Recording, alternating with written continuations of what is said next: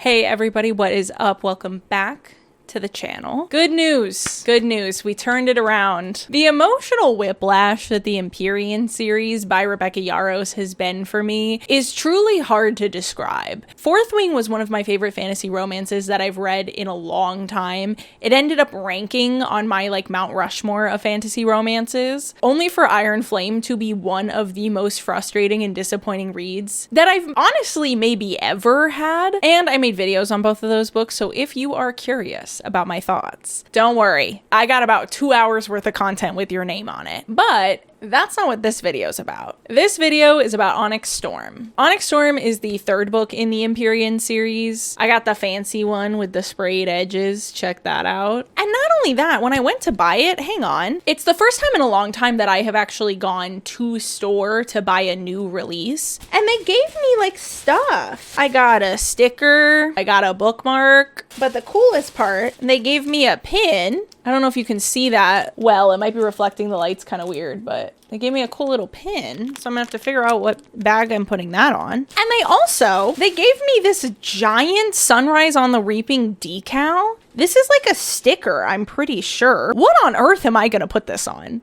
This is look at this. It's the size of my face. What am I gonna put this on? Not that I'm not a Hunger Games fan. I mean, I've made so many videos about it for the channel, but still, I don't quite know what Scholastic thinks I'm gonna put this on, but I have it now, so there's that. I also met a woman at the table who was saying that her husband had gone to Target that morning to try and get the Target exclusive one. I don't know if there was something special about the Target exclusive, but she said that there were 40 women there to get it, so she didn't get the fancy Target one or whatever, so she went to Barnes & Noble to get the fancy Barnes & Noble one. But I just thought it was really interesting because Barnes & Noble is a bookstore, but there weren't that many people there buying the books from there. But she said there was a massive crowd at Target. I have no reason not to believe her. But the only other thing that I can think is that the Barnes & Noble that I went to actually opens kind of early for a Barnes & Noble. They opened at 9 instead of 10. So I just popped over, bought it. And while I was there, the lady was telling me that the crowd was crazy at Target. So I don't know if the crowd got crazy around 10 when maybe people were expecting Barnes & Noble to open. I did not have an insane experience having to elbow people out of the way or anything for this, but there were definitely other people there buying it. So I don't know. I haven't bought a book on release day physically in store,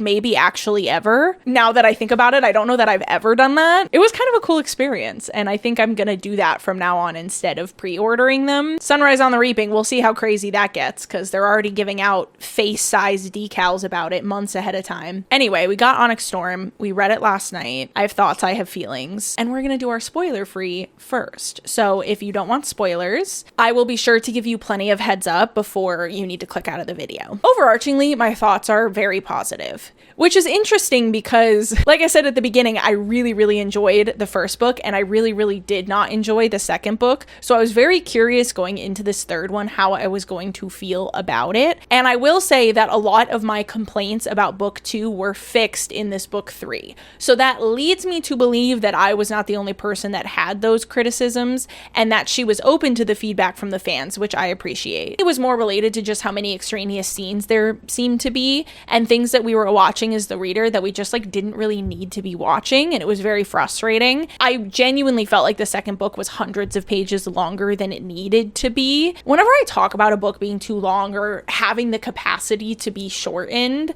I always try to stress that I don't even think a book needs to be entirely plot. I'm fine reading a book where sort of nothing happens, but if you're gonna write a book that's lighter on the plot, there needs to be something else holding the reader to the pages. And with Iron Flame, I felt like that wasn't the case. I felt like we got a lot of really repetitive scenes that weren't really necessary, and because they were so repetitive, eventually it was very grating. And it was very confusing because I had none of those opinions about book 1. So I am very happy to report that we have righted the ship. Book 3 is not like that at all. I didn't feel like it was repetitive. I did not feel like we spent a bunch of time in useless scenes. I did have a few more nitpicky, I don't really think this choice made sense sort of things, but I'm a lot lighter on those sorts of things on books than I am overall writing and quality. If the book is well written and I don't feel like the time is wasted, then occasionally when the characters make kind of goofy choices or if something's a little bit convenient, for me as a reader, that sort of stuff is a lot easier for me to put up with than when I feel like I'm getting a bunch of really repetitive scenes. Like, I'd rather have a book where everything that happens in it is ridiculous, but no pages feel wasted, than to read a book where a bunch of the pages feel super wasted. So for me, I very much felt like this book was more along the lines of the quality of book 1 than book 2. And it makes it hard for me to know if I should recommend the series or not, because basically how I feel at this point is like, hey, book 1's great, you're gonna have fun. You gotta get through book 2, and then book 3 is really good. Do with that information what you will if you're watching this to determine whether or not you want to read the series as a whole. Those are my honest thoughts on it. Book 1, great. Book 2, not really great. Book 3, great. The other big thing, because I mentioned it in my book 2 video, I'll just mention here, Xaden's in a lot more of this book than he was in book 2. So if that was something that bothered you in book 2, that is also amended in this book. Violet spends a lot more time with Xaden than she did in book 2. So that's the end of my spoiler-free thoughts. If you don't want spoilers, now would be the time to click out of the video. I appreciate you, and I'll see you in the next one. All right, let's get into it. So I mentioned in my spoiler-free section that there were a few character choices that I was a little bit eye-rolly at. Few things the characters did that I was just the teensiest, like, okay, come on. All right, are we being for real right now? But all of them were at the beginning of the book. So I'll admit to you now that we're in the spoiler section that I was very afraid reading the first, I'd say like 50 pages of this book, that we actually were going to have a repeat of book 2, simply because the Wardstone thing, you guys. Okay, I know some of you watch these and you don't read the book, so let me tell you what I'm talking about. They have these Wardstones, and they are basically keeping up these wards that make it so the only magic that can be cast within the ward range is magic cast by dragons. So this keeps the Venin at bay, and it also protects them from the Flyers, the Griffin Riders, right? The Poor Emil army, which is like their enemy kingdom that they thought they were fighting for a long time, before we found out at the end of book 1 that actually the reason that kingdom keeps attacking Navarre, which is the kingdom that Violet lives in, is because of all the Venin and the fact that Navarre has the way to protect themselves with the wards, and also has like weaponry that can kill the Venin, and they're not sharing any of that with anybody else. They're just protecting themselves and looking the other way and not talking to or dealing with anybody else. Secret's out at this point. Everybody knows about the Venin. So they're trying to negotiate a treaty between these different areas. There's Navarre, and then there's Poor Emil, and then there's Eratia, which is like kind of part of Navarre, kind of not. They're sort of like a rebel area within Navarre. So anyway, they're trying to write this treaty, but the Poor Emil people are like, well, we got to figure out a way to make it so that the Griffin Riders can cast their magic within the wards, because if not, they'll get eaten alive by the Dragon Riders.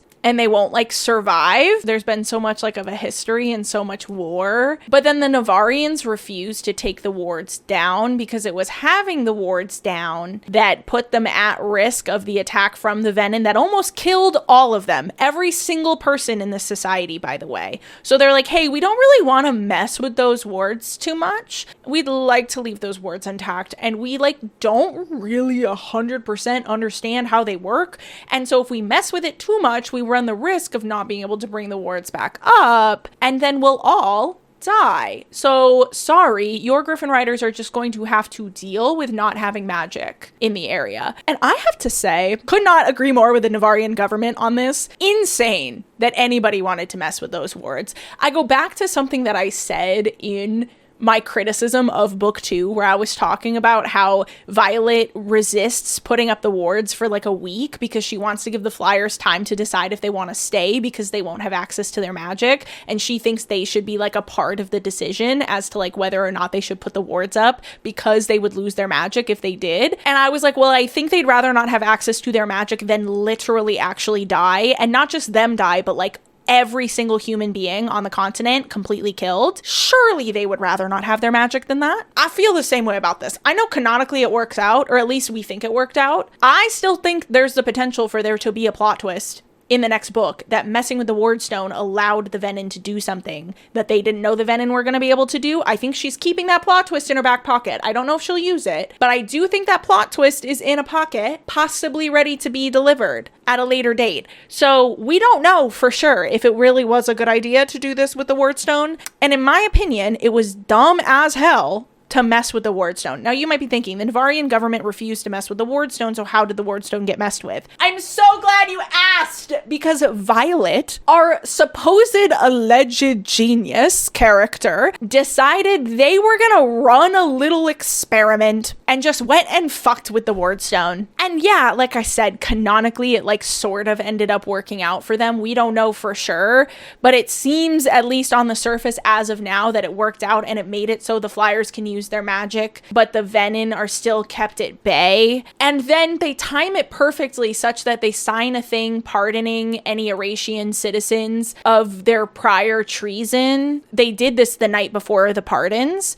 so they basically got pardoned for the treason that they committed that they didn't realize that they were doing. Does that make sense? Like, they didn't realize this had happened when they signed those pardons, but then the pardons took effect. Personally, given the reputation for how ruthless this dragon school is, I don't think that would work. I do think they would just kill them for treason. Like, I just fundamentally believe they would kill them for treason. And I think messing with the Ward Stones was stupid. And so I was a little bit worried, because that was like the first 50-ish pages of the book, and I was like, oh buddy, are we in for it? If this is how we're kicking it off, I don't know if this is gonna be good. And then that was basically my like only criticism for the whole entire book. I have other little things here and there that were just really convenient, but like I said in the spoiler-free section, I'm okay with convenience. Convenience doesn't bother me as a reader. I can have fun with it. So I didn't have a problem with a lot of how the rest of the plot played out, but I'll walk you through it and we'll talk about it in depth, because I have other things to say anyway, even if I'm not going to be negative. We don't like to be super negative on this channel, so I'm happy I have a lot to say that isn't bad. But yes, the book itself took a turn around page like 50 or 75 into a lot more readable a territory for me, we'll just say. We didn't get any close-ups of any dragon classes really, which I was very happy for. One of my big criticisms of Iron Flame was that I felt like the repetitive chapters were the dragon class chapters, so we just kept getting the same scenes over and over and over again. We didn't have that here. They did go to dragon class sometimes, but it was exactly what I said I would have wanted for book 2, which was basically just them being like, oh yeah, and then I went to dragon class this morning, and now I'm doing this. And so we, the reader, like, know they're still attending the classes at Basgiath, but we're not like wasting our precious page time sitting with them in a college lecture. We're seeing more of the broader stuff that's going on in the society. So I thought that was really great, and that pretty much persists throughout the entire book, which I appreciate. The beginning is a lot of just Violet prepping for this mission they're gonna go on. So we found out at the end of the last book that Andarna, her second dragon, is a special kind of dragon. They don't even know what this sort of dragon is called, but it's a 7th breed of dragon they didn't know existed. And so Violet and Andarna are planning on setting out on a journey to find her family and also find a cure for somebody who has turned Venin, because Xaden turned Venin at the end of the last book in order to save everybody and save Violet. So that's a problem. The Venin are these super evil like magic wielders. Basically, they pull magic straight from the source instead of using a conduit like a dragon or a griffin, and that makes it so that they essentially drain the magic. Like, there's no balance to it. It's a super like evil way to wield magic, and it corrupts the soul and like destroys the soul over time.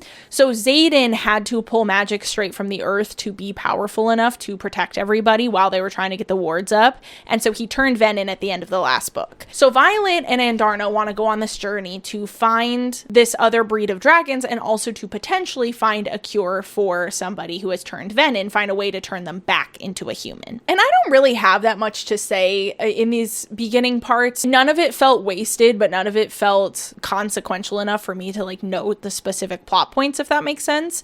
We got a lot of time with her and Xaden kind of talking about him being Venin and him putting physical boundaries up with her about, you know, how they're going to physically interact with each other, because if he loses control, he could actually pull magic directly from her and kill her. And so he obviously really doesn't want to do that because he loves her. So there's some conversation about like their physical boundaries and like setting those boundaries. And so there's a lot of scenes with that too. I enjoyed all of it. I enjoyed their interactions. I kind of enjoyed the prep for the mission. Some of the mission prep was a little bit like, okay. It was very like young adult in that it basically was like all of the generals in this army are useless. And of course, all of like the cadets, including Violet, are like the ones making the actual real plan that might work. It was a little bit bit like young adult feeling in that way, where like all of the adults in the book are just like completely incompetent and the children are like somehow way better at solving whatever problem than the adults are. Like, it felt a little bit like that, but that's okay. And then they set off on the mission to the Isles. Now, the Isles are off the continent. In fact, we have a convenient map right here. Let me show you. Hey, where are the islands on here? Hang on a minute.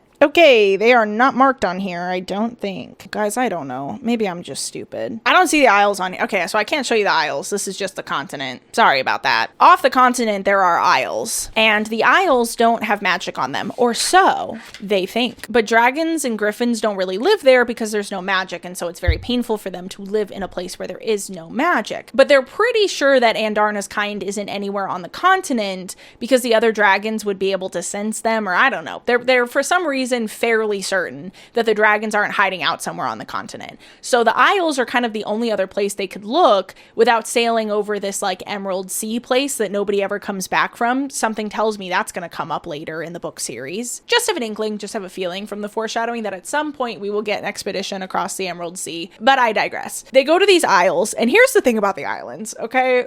And this is where I was saying, like, I had fun with this and I can suspend my disbelief. Does it make a lot of sense from like a world building perspective? No, but like, that's fine. I had fun with it. And it's that all of the islands worship a different god, and they all consider the continent to be like basically one big isle that worships this god Amari. Gotta be honest with you, don't remember what they're the god of. Don't remember. But each of the islands worships a god, and everybody on the island lives and dies by whatever that god they worship is. So the island for the war god, they really value combat, and the island for the wisdom god, they really value knowledge and wisdom, and the isle for the luck god, it's all about luck. And for some reason, all of these, like, we're led to believe separate governments, like all of these separate islands just like fell into this system where each of them worships a certain god, and their whole society is like structured around their worship to this god. And for some reason, each of them also have some sort of trial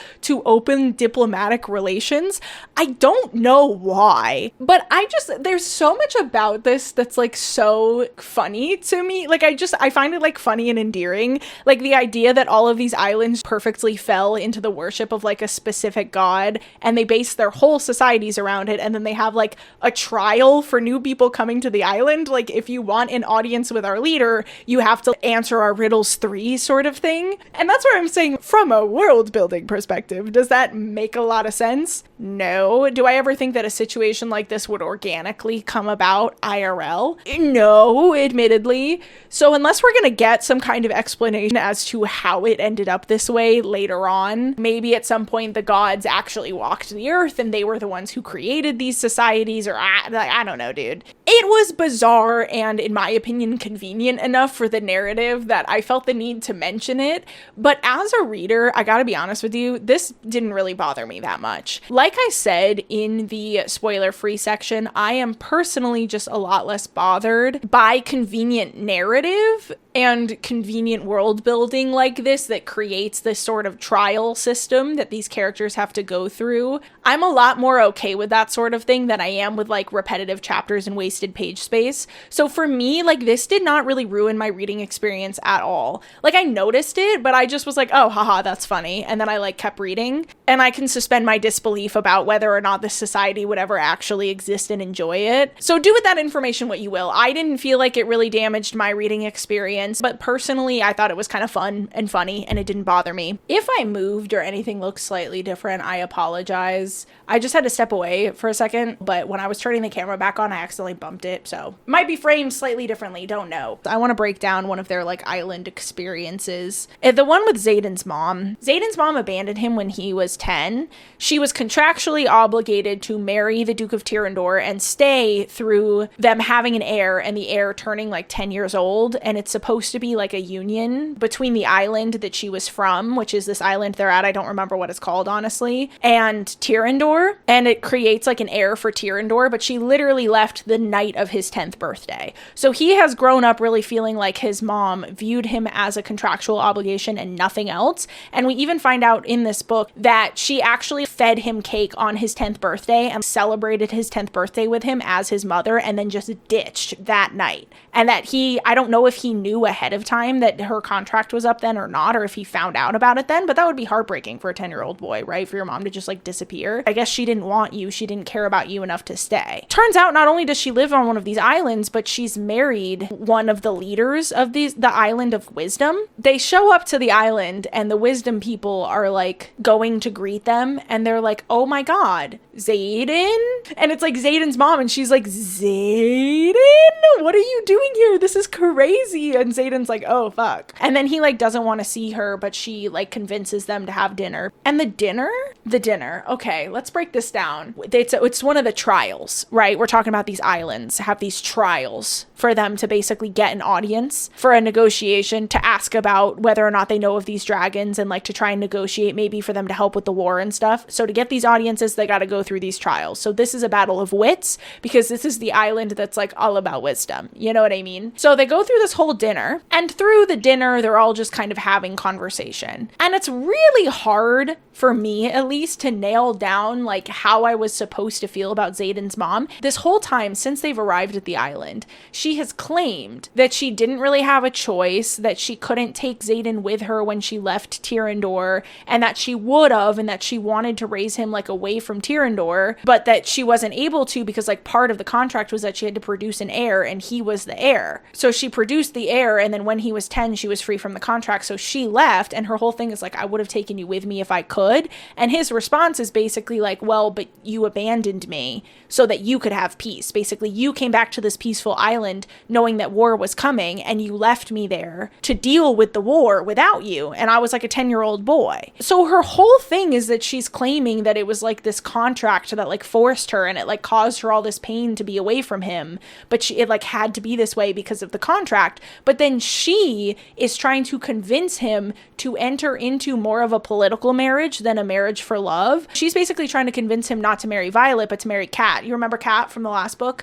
She's like, why aren't you going to marry Cat? I thought that was the whole plan, was for you to marry Cat. That's been the plan all along. And he was like, no, I want to marry for love. And she's like, but you could do like a 3-year contract and it would only be like 3 years. And he's like, what the hell? So then it's weird because she's claiming this contract was like the source of all this grief in her life and the reason why she had to abandon Xaden, but then she's trying to encourage him into a similar contract, which again, maybe that just shows that like she's using it as an excuse. Oh, I forgot to mention, before they go to the dinner, they find out that she has 2 new sons. And so this obviously very much hurts Xaden to find out about as well. And so she's got like this whole new family. She left him in war. She went to this peaceful island. She built this whole new family. She abandoned him. She's blaming the contract, but then she's trying to talk him into signing a similar contract. But then they serve chocolate cake as the dessert, and she's really like excited about the fact that she was able to serve him chocolate cake because she remembers it being his favorite. And she's so excited to serve it that she accidentally lets it slip that they've been prepping for this visit for weeks. So she pretended to be surprised when they dropped down on the aisle, and she actually knew they were coming and had been prepping for the visit for weeks. And this gives Violet a little bit of like oh, wait, they've been prepping this for weeks. They've been prepping this cake for weeks. I bet the cake is poisoned. And she's like, nobody eat the cake. Nobody eat the cake. But then Garrick ate the cake before she could say anything. And it turns out that was the test. Like, that was the test of wits, was that they weren't supposed to eat the cake. Maybe they were supposed to pick up on the fact that like no forks for any of the leadership were delivered. I guess maybe the thing was that they were supposed to wait for the leadership to eat the cake to make sure that it was safe before they ate it, and eating the cake first showed that they weren't wise, and so then therefore they were going to die because they ate the cake. I think, I could just be dumb, but that's what I like think they were saying the test was, or the test was that they had to figure out what the poison was. But if all of them ate the poison, then who's left? Because Garrick like fully passed out. So if the battle of wits was actually, oh, you gotta figure out what we poisoned you with, then it's like, how can they do that if they're all unconscious? But Xaden's mom didn't seem to be in on it. She was very mad about the fact that there was poison in the cake.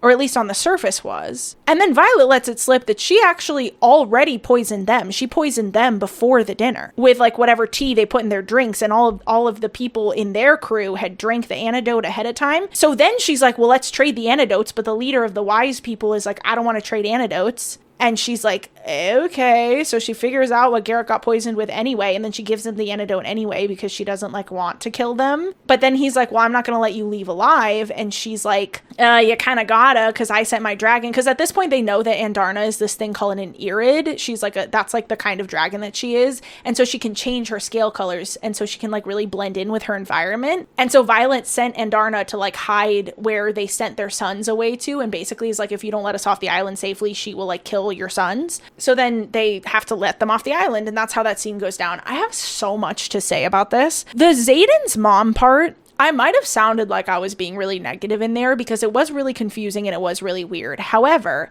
I like that. Let me tell you why. I feel like the villains are very one note. Every single character in the book, you immediately know if you're supposed to like them or not. And it's like a switch flipping. These are the characters we like. These are the characters we don't like. And the characters we don't like are all kind of like in this other category where they're just like rude, and all they are is rude, and they're just mean, and they like almost have like no personality traits outside just like being mean. And so it's very one note. And so I liked that we were finally introduced to a character that we clearly weren't supposed to like. Personally, I think it's obvious that we weren't supposed to like her. However, I liked that it was kind of hard to tell if she really loved Xaden or not. Was she in on the poisoning? She was seemingly very mad at her husband for adding the poison to the cake, but was she just pretending because she lied when they touched down on the island? She claimed to not know they were coming when she clearly did because she spent weeks prepping the cake, but then she's like pretending to be mad. You know what I mean? There's something fun for me in that. We walked away from this interaction and we, the reader,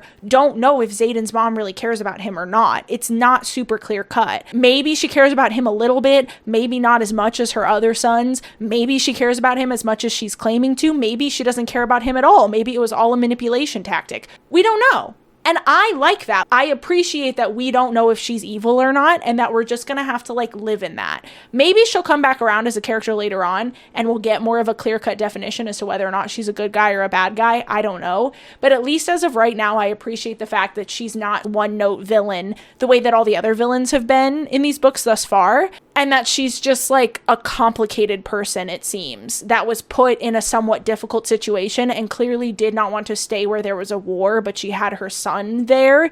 In my opinion, probably should have stayed for the son. That's just my opinion. Everything else about the scene, though, this is like the most convenient scene in the whole book. How the fuck would Violet have known that she needs to poison them? Why did she poison them? I get having the failsafe of the dragon near the sons in case things go awry, but you already had that failsafe, so why do you have two failsafes? Why did she poison them? What if the meeting went super well? What if they didn't have a test? Like, at this point in time, I don't even think they knew that there was gonna be, like, a wisdom test. I mean, I guess they could assume, because at all the other islands they've been at, there's been some sort of trial, so they just assumed that there was gonna be, like, a wisdom trial, and for some reason, she thought the solution to that trial was gonna be to poison the judges? Why did she poison them? Why did she do that? And that's what I'm saying about it being convenient, is it's almost as if Violet, like, knew that they were going to try and poison them, but then we watch as she figures out that they got poisoned at the dinner table. So, like, how could she possibly have known that she had to, like, pre-poison everybody else to be able to trade the antidotes? And like I said, in the book, she just kind of says, I did it as a failsafe. But it's like, what if there was no test? What if there was no test and she just poisoned them? And at the end of the night, she had to be like, oh, by the way, I was worried there was going to be a test of wits, and I was worried we were going to fail because I'm actually not that smart, and I can prove that to you because I poisoned you before the dinner, and now I have to give you the antidote. I know the dinner went super great. We established like a whole treaty. There's like trade negotiations, but like unfortunately I did poison you, and now I have to give you the antidote. What if that was what happened? What if the Battle of Wits had nothing to do with poison? Like, why did she do it? I just don't get it. And the other thing that was really weird and really confusing, and even more confusing because it's like directly mentioned actually in the book, is that supposedly, allegedly, they had this alliance marriage between their island nation and Tyrrendor that produced Xaden, the heir, only for them to then like not have diplomatic relations. Why were they not just immediately welcoming to the heir that was supposed to be like the unity between their island and Tyrrendor? In my opinion, this scene did not make a lot of sense. Does it make sense that Violet poisoned them ahead of time? No, it makes no sense. It makes for like a cool scene where they poisoned each other. It was a fine scene to read. I just do think it was kind of crazy. I don't think it would have gone down that way. I think they would have just been diplomatic because they have the heir. That was the production of this marriage, of this contract. Like, wasn't that the whole point? So like now we have this heir, we have these diplomatic relations. I don't understand why all of these countries have trials to talk to their leaders anyway if you're sending like a diplomat. Like, they have the prince with them and the Duke of Tyrrendor. Why are they doing the trials anyway? But then just on top of that, why was the trial don't eat the poison cake? Who does that test? And like, if I'm being as charitable as possible, if I'm being like truly as charitable as I could possibly be, then it is a possibility that that was like kind of the point, is that it was a dumb battle of wits. And I feel like Violet kind of says that either in her internal monologue or out loud at some point, is like, this is a really stupid battle of wits. How did we end up in a poison battle? It's supposed to be a battle of wits. Show me a battle of wits. And I ended up feeling very similarly to how I felt when I was done with the negotiation scene. Well, slightly different, because the negotiation scene in Iron Flame that really bothered me, it was because it built up to this big negotiation, and then the negotiation wasn't actually the climax of that part, so it was just kind of confusing, and it felt like a big letdown. But with this one, very similarly, it was like this build up to the battle of wits, but it wasn't actually like really a battle of wits, it was a battle of poisons. And it just kind of leads me to wonder if Rebecca herself isn't 100% confident in her ability to actually write a battle of wits. Because this is the second time we've been led to believe that there was going to be some kind of mental challenge between Violet and another character that turned into more of like a fight scene, where in Iron Flame she fought the Venom, and in this one, like I said, it more was about Violet like figuring out what the poison was than it was her really being in like a wordsmithy kind of exchange with the other guy. So I don't know, it was kind of a weird scene, but I was just kind of enjoying the ride at this point. I was enjoying the island tests, even if they didn't make a lot of sense, and I admittedly like enjoyed this scene. I don't think I enjoyed it in the way that like the author maybe intended, but like I thought it was goofy and I thought it was funny, and I was kind of like giggling at it, where I was like, okay, yes bitch, yes, poison them back, yes, poison them before dinner. We always do that when we're trying to negotiate diplomatic relations with foreign countries. I think poisoning them before their dinner is like a really smart move. Good job, queen. I think it was a little goof. I guess we should all bring poison to our business negotiations in the future.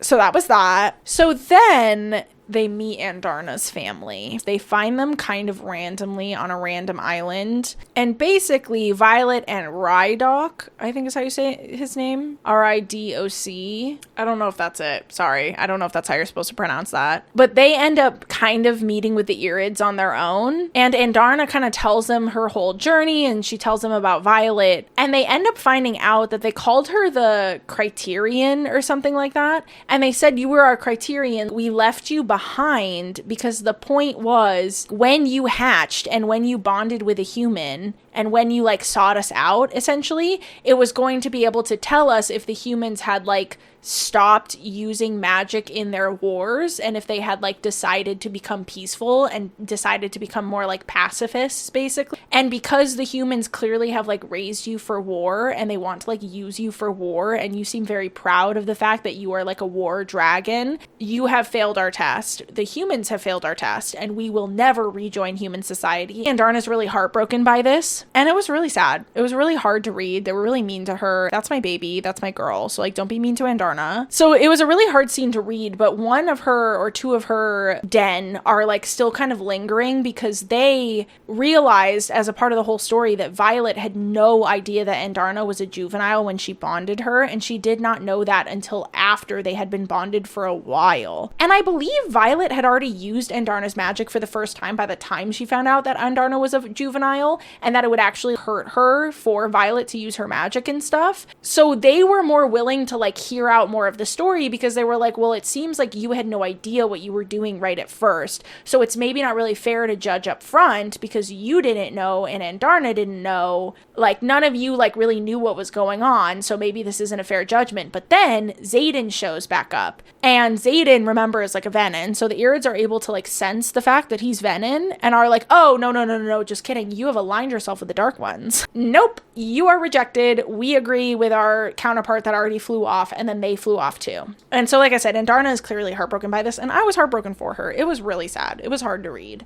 And Xaden is like super down on himself after this because he's like, oh my god, I ruined our whole mission. I ruined everything. Like, me being Venin ruins everything. And like, he's just at this point like pretty much convinced that at some point Violet is going to have to kill him because he's going to take it like way too far, preparing Violet for him to be dead. And he's trying to prepare Bodhi to take over Tyrrendor, his cousin. But Violet is like, no, you are going to survive and we will figure it out, and I'm not going to kill you. They have to show back up to Basgiath and be like, ugh, we failed. Then they go to Eratia to do like a rotation of their training. And while they're at Eratia, at some point they find out that Violet's second signet is that she's a dream walker, and so she can go into other people's dreams. She just thought for a while that they were her dreams, and that's why she didn't realize what was happening, but she described one of them to Xaden, and he was like, that was the nightmare I was having. What the hell? And that's how they figured it out. She's at one point able to like separate from him and like see his nightmare. But then if you remember, the wards were like kind of failing. So this like trial test of Venin come, and they actually are able to get really far past the wards. And there's this one Venin in particular named like Theophany or something that really wants Violet as like her Venin in training kind of person. And at some point during this battle, one of the dragons from the Irid Society did fly out to fire their wards. Part of why they can't get the wards right at Eratia is because they need all 7 kinds of dragons and they only have 6. And a dragon can only fire 1 ward stone in their life. So Andarna had already been used to fire the wardstone, so they needed a different Irid to fire the wardstone at Eratia to put up the wards around Tyrrendor. He was basically like, I didn't agree with my kind. I thought it was ridiculous to think I couldn't just fly out here and fire your wardstone, so I did it. Your wards are back up. You're welcome. Battle ended. And everybody was like, oh my god, thank you. And then he tells Andarna that she can sever her bond with Violet, and Violet will survive it because she has another dragon to sustain her. And so he tells Andarna that he thinks he can convince their den to take her in because she had no idea what was going on. It's not her fault that she was raised like this. So he convinces her to sever her bond with Violet and go back to the Irid Society with him. My theory, I'll just say now, my theory, because Andarna shows back up at the end of the book, my theory is going to be that she never really severed the bond. I think she just went far enough away that they couldn't feel each other, or maybe kind of put it on pause, because there's a point where Violet is still able to dreamwalk despite not having Andarna around, and that's actually the point where she like purposefully separates herself in the dream. So that's just like a tiny side theory. Andarna didn't actually like fully sever the bond with Violet, but Violet feels the effects of whatever Andarna did, whether or not it was fully severing the bond, and is down for the count for like days, just emotionally exhausted. But eventually she's able to kind of like rejoin and like try and get back on her feet with just her bond with Taryn. And then the Theophany that wants Violet as her like trainee kidnaps Violet's sister in order to convince her to come face her in an attempt to convince her to turn Venin.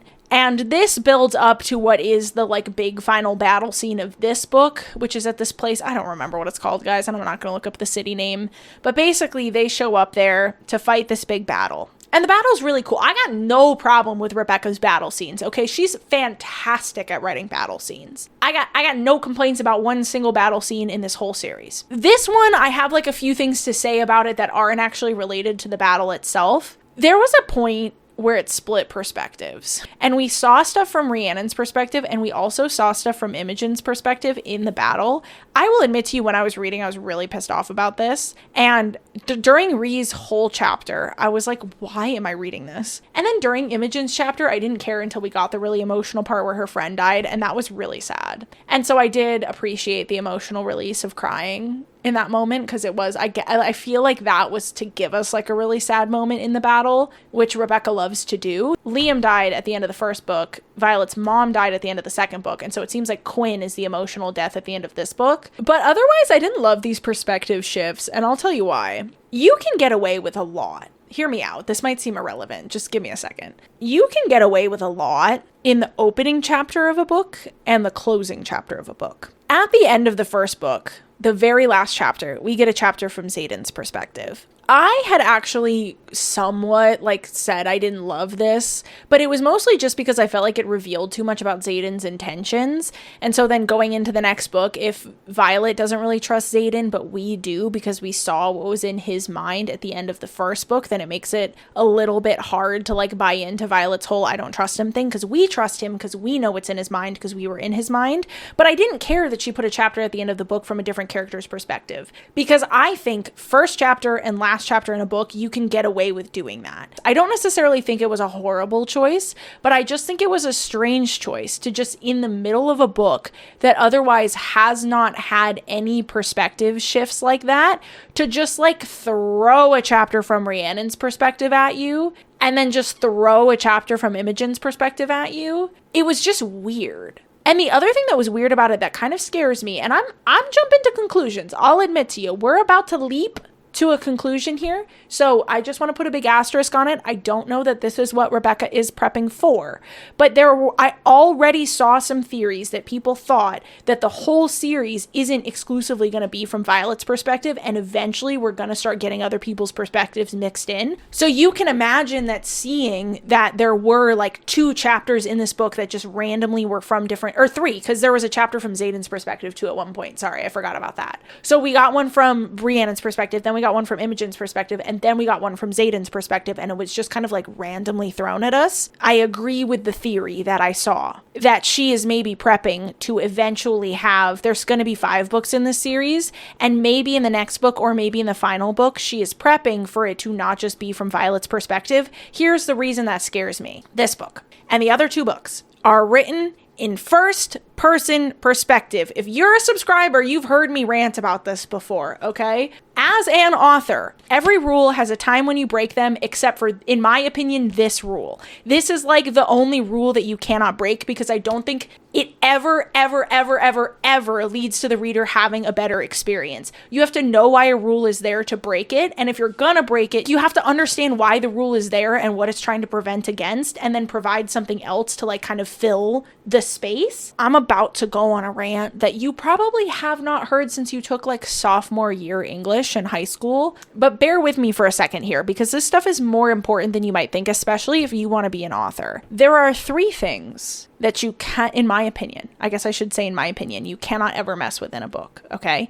Your tense, your perspective, and I cannot for the life of me remember what the third thing is called, but it's called something, but I'll describe it so you know what I mean. All of these things have to do with the voice of the narrator. So the first question you have to ask yourself is, who is narrating the book? In our case, it's Violet, which brings us to our second question, which is, how does Violet then refer to herself? So we have a single narrator, and we only ever see what happens through her eyes. Okay? And she refers to herself in her head as I. So it is as though we are watching the events of the book through the eyes of one of the characters within their mind, within their internal monologue. This is called first person singular. Okay? The singular part is the one that I can't remember what the word is for. You have singular, and then you have omniscient. When you have multiple perspectives, your narrator can either basically jump from mind to mind, in which case it's still singular, or they can be omniscient, meaning that whoever the narrator is, they can kind of read everybody's mind. I forget what that's called, but anyway. So you have first person versus third person. There is second person, but we don't ever talk about her. I'm only aware of one book that's been written in the second person. I can't even remember what it's called. I just know that there is one that's very famous. Third person is if I were to be Meredith picked up her phone, right? And then there's the tense. And I just mentioned this because I'm talking about things that I think you can't mess with in a book. But the other thing that I really think you can't mess with is tense. So whether or not it's past, present, future, is the narrator telling us the events as they happen, or are they telling them to us as though they happened before? Or I guess, are they telling them to us as though they're going to happen? Future tense would be interesting. All of that to say that when you are deciding whether or not you want your book to be first person or third person, the overarching agreement in the writing community is that if you are writing from one single person's perspective, you should always write it in the first person because it's significantly more intimate to the reader. But if you are writing multi-perspective, whether or not you're going to do omniscient, you should always do the third person, or else it starts to get very confusing for the reader. Because listen, I'm not a heathen, so I don't do this, but some people pause mid-chapter. and put the book down and maybe don't pick it back up for days. So what if somebody just stops mid-chapter like a crazy person? Okay, but I know those people exist. And they just stop mid-chapter and then they pick it up like 2 or 3 days later. They have no idea whose perspective they're reading because the person's just saying, I did this, I did that, I went up the stairs. Like having it in the third person in those situations explains to the reader immediately upon reading whatever passage whose perspective they're in and what's going on. And so it makes it so much less confusing. So it's kind of like a flow chart. Like if you're trying to figure out like what perspective should I use and what like, you know, should it be omniscient or singular? Again, I don't remember what that's called. Is that perspective actually? Is it person? The first person, third person, singular perspective, omniscient perspective. I think I figured it out, guys. I think I was calling the wrong thing perspective. Anyway, it doesn't matter. The point is that if you're going to write the book from one person's perspective, it's agreed upon that you probably should write it in the first person. And if you're going to write a book from multiple people's perspectives, it's relatively agreed upon that you should probably write it in the third person. Do you see where I'm going with this? So that's not the way that she did it. When these other perspectives have been introduced, both in the first book when we got the one Xaden chapter and in this book when we got the multiple different perspectives, they're all in the first person. And this is what I mean by I'm jumping to conclusions here. The conclusion that I'm jumping to is that she's going to do multi-perspective in the next book. And if she does, that's what she was prepping us for with these other chapters. Because for the life of me, I cannot tell you the reason why she would show us the Imogen and Rhiannon chapters specifically, if not for that. The Xaden one makes sense given what happened in the chapter, but the other ones don't. So I feel like she was prepping us for multi-perspective. And if she is, boy, howdy is that book going to be confusing if she doesn't write it in the third person. I hate to compare this book to ACOTAR because like everybody always does that, but there's a point in ACOTAR where it shifts from first person to third person because Sarah J. Maas decided to start writing dual perspective romance instead of single perspective. So the original trilogy is just from Feyre's perspective, but then when we get into Nesta's book, it's Nesta and her love interest, and we swap back and forth between their minds. I won't say the name in case you haven't read ACOTAR. No spoilers in this house, okay? But that's why she wrote that stupid novella, because she had to establish the shift between Feyre and the first person perspective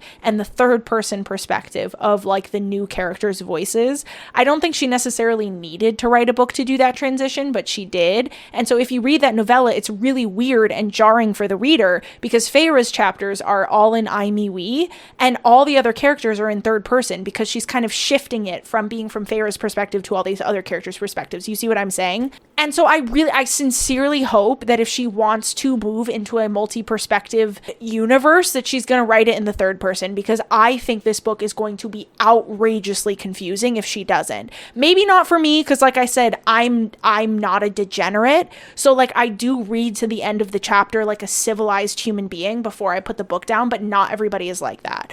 And so I do think there are people that are going to be really lost if they put the book down for a few days. They're going to have to go to the beginning of the chapter or try to pick up on context clues to figure out whose chapter it is and what they're supposed to be doing. And I even think if you're reading the chapters all the way through, there might be points where it gets kind of confusing, and you basically as the reader have to remember what chapter it is instead of there being this obvious clue constantly through the chapter, which is the character's name popping up over and over again as they describe their actions. It's hard to forget whose perspective you're reading from if it's like Violet picked up her journal, Violet picked up her phone. You see what I'm saying? Like it's hard to forget that. Like I said, I'm jumping pretty far to conclusions there. I have no idea if the next book is even going to be multi-perspective, and if it is multi-perspective, maybe she is going to write it in the third person, and she just didn't do that in this book because most of it was going to be from Violet's perspective, and she thought it would be jarring to switch back and forth between third and first person, which it would have been, and because there were so few chapters that were from other people's perspectives, and we basically only got one of each,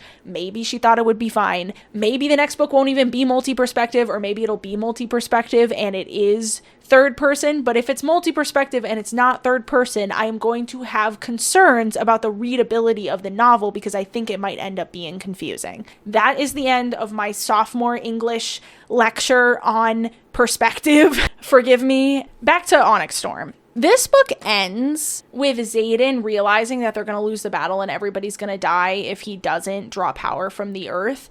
And so he ends up drawing like a ton of power from the earth and just shredding his soul. But when we're in the chapter in his perspective, we see how he kind of holds on to this like last scrap of himself, which is his love for Violet. And then towards the end of the chapter, he and his dragon are kind of having a conversation where Xaden's like, I'm sure she'll help us. Like, she always said that she would. I was like worried that he was going to go to her and be like, kill me, kill me. But instead, the next chapter that we get from Violet's perspective is her waking up after I think she was like knocked unconscious during the battle, but she basically wakes up at Erasia. 12 hours have passed from the battle, but she just showed up at Erasia. She's married to Xaden. She has like a ring and a whole deed and everything. So she is now the Duchess of Tyrrendor.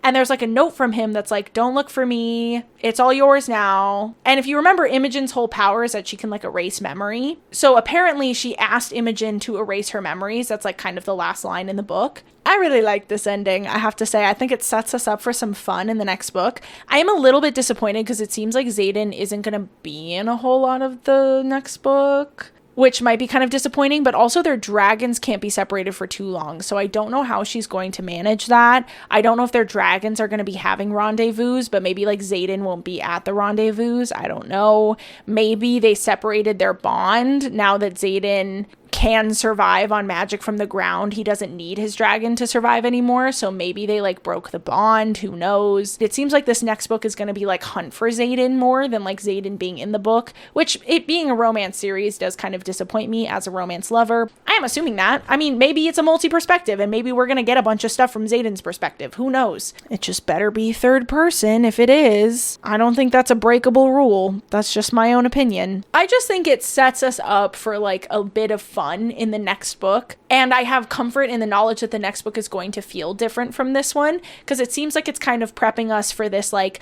Violet has to piece together her memory. She doesn't remember what happens, but she has these like little pieces of evidence as to what happens. Knowing her character, she's not going to listen to the order not to hunt for him, and she is going to still go looking for him. Who knows where he is? Who knows what happened in that time? I assume we'll get those answers in the next book, and I'm definitely excited for the next book. I'm excited to get those answers. Do we have a release date for the next book? Because they've been pumping these out. So hang on. Yeah, so Fourth Wing came out May 2nd, 2023, and Iron Flame came out November 7th, 2023. So that's a crazy turnaround. But then it was 2 years before this one came out. So that kind of supports, oh wow. I didn't even look that up when I was talking about the last book, but I said it felt rushed. And if they were only published like 4 or 5 months apart, like, I mean, I know book lead times are long, so she probably worked on it for more than 4 or 5 months, but still, that's crazy. So then it was about 1.5 years from then to this book coming out. So I think it's probably safe to assume that it's going to be about 1.5 years until the next book comes out. So probably like late 2026, mid to late 2026. And I'm excited for it. I'm going to keep reading. I did really enjoy this. As much as I like kind of giggled at some of it, I do think it was pretty good. And I will be continuing with the series when the new one comes out. And like, I don't know when that'll be. I'm just guessing, but I will be making a video on it when it does come out eventually. But yeah, have you guys read this? What did you think? Did you agree with me? Do you think it was better than Iron Flame? Do you think it was as good as the first one? In my mind, the first one is still peak. This one's second, but it's like a close second. And then Iron Flame is like way down here. How are you guys feeling? Have you read this? What did you think of it? Do you agree with me? Do you not agree with me? I always love hearing your guys' thoughts. Love you, and I will see you in the next one. Bye!